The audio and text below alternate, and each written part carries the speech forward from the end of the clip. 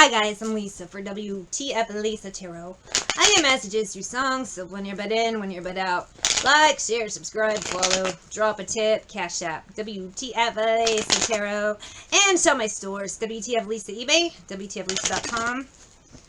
Any two items save 10% with code SAVE10, SAVE10, not Satan, on wtfLisa.com. I have Soundgarden, my wife.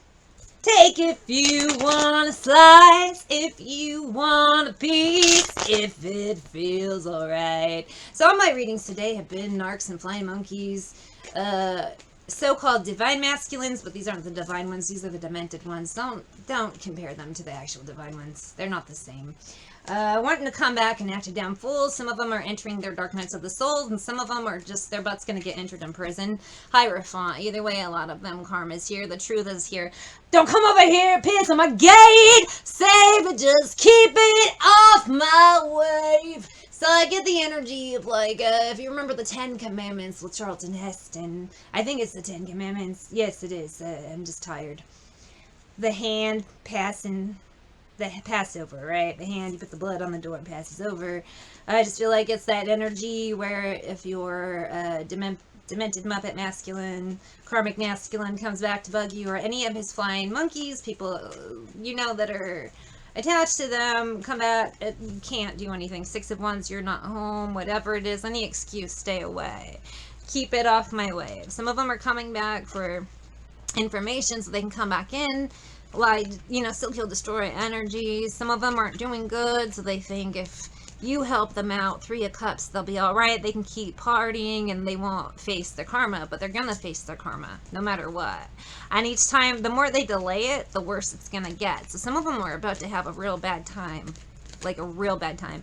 6 of Pentacles, but they're gonna try to come in to bother you, thinking, oh, if she forgets me, I'll be fine. No, honey, you're not gonna be fine. So, yeah, you know, if I, just for instance...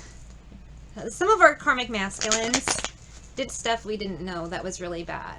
And I hate getting personal. A lot of my readings today aren't usable because I go off too much. But like my karmic masculine would call me. He would tell me these weird phone calls about how he has sex with his family members, a bunch of dudes.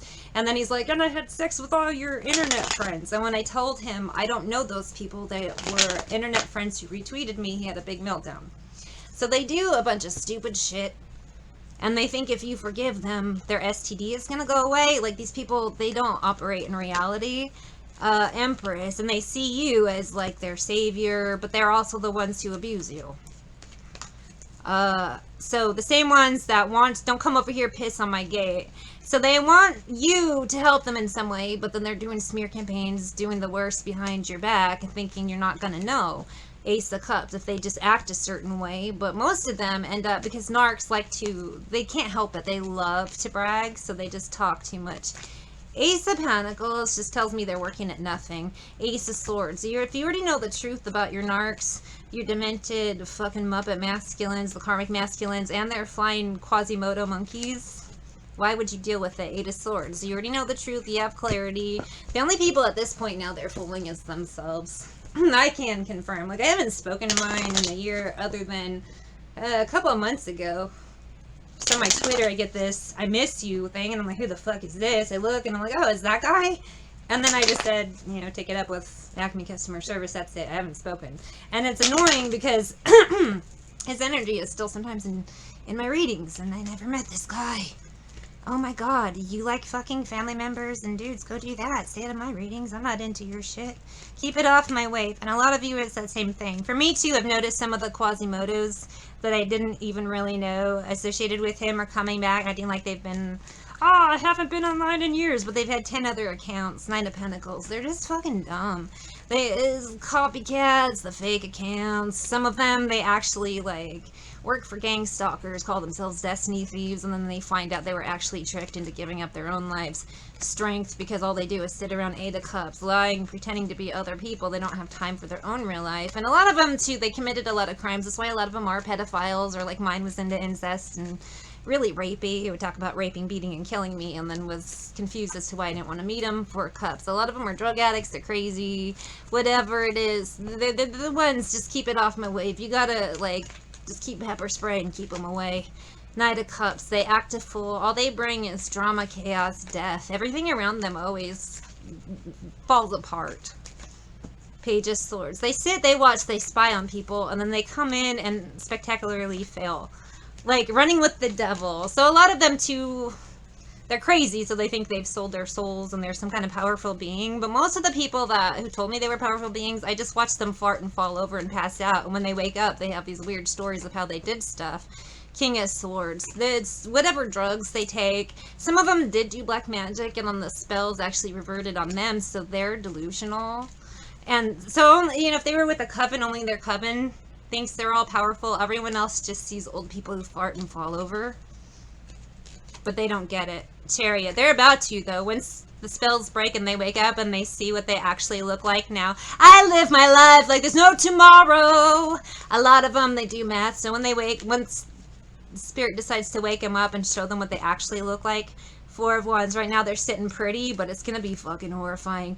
Knight of Swords, when they figure out Four of Pentacles in the Tower, what they actually physically look like now or what their life is, it's going to be fucking sad. They're going to realize they manifested the end. So, a lot of you too, your karmics, you're like, how the hell is that woman getting men? Well, they are under spell work. So they don't know. So these guys will wake up and once they look and see what the woman actually looks like and vice versa, it's going to be fucking hilarious. It would be nice if, you know, if you're part of the ones who had stalkers, if they're the ones that had cameras in your house, if we could have the cameras when they wake up and see what they actually look like. Like mine, oh my god. He tried to convince me he was good looking. He couldn't sit upright for a FaceTime call, like ever, so I didn't actually know. And so I kept trying, though, because I wanted to see. Fucking Rosie O'Donnell's weird, creepy grandpa. He tried to tell me he was 40-something. He looked like he was pushing 70. It was bad. Divination stalking. A lot of them, because they're lost in the sauce, they pretend like they're powerful, but they aren't. They just pay other readers to tell them shit. Overblown ego. A lot of those readers know what's going on. They'll accept the money, but they give them the wrong information, so that way the people they're trying to trick will know. Which, thank you, readers who do that. Getting to the bag. People know thieves when they see it. So some of them, sometimes spirit guides us to just pretend like we don't know what's going on and to let them do whatever, so that way they'll get their proper karma, which is what I had to do. Envy, which is also, a lot of them are jealous narcs. They can't do anything for themselves. That's why they're bothering you. For me, I had to pretend like I actually cared about them until they finished confessing. It sucked ass. It's not my nature, but I work for spirit. I don't work for people. So whatever. Stalker. Some of these stalkers had to be brought down, though. Reconciliation. A lot of them are, some of them, if they aren't part of the gang stalking program, which if you don't know what that is, just don't look into it. You don't want to know. Others, some of them just pretend like they are, and they act like they are like psychic or whatever, but they just fucking stalk you. But yet they're mine would pretend he was psychic, played out in reverse, so you already know. But then he would call me and tell me he was paying my roommates to give him information. I think there was a camera at one house because my roommate acted fucking weird, and he all of a sudden everyone else in the house couldn't use the bathroom. Okay. Family issues, intuitive. Bury a friend, Billie Eilish. Sugar mommy, sugar daddy, witchcraft. So yeah, I don't know. It's a big old mess. These people aren't worth anything. They make everything a mess. And a lot of them are headed straight to the fucking grave. So I would say ignore them. Probably don't even send flowers to their funeral. That's how sad they are. Don't even send a fucking flower. When we all fall asleep, where do we go? I say just let them die. Sounds harsh, but there's nothing you can do. What can you do? Die with them? Cleaning you out, am I satisfactory? You want to die with them? Probably not. So let them, you can't do anything about it. You can't control, step on the glass, stub your tongue, bury a friend, try to wake up. You can't do anything for them. They're screwed. Don't go with them.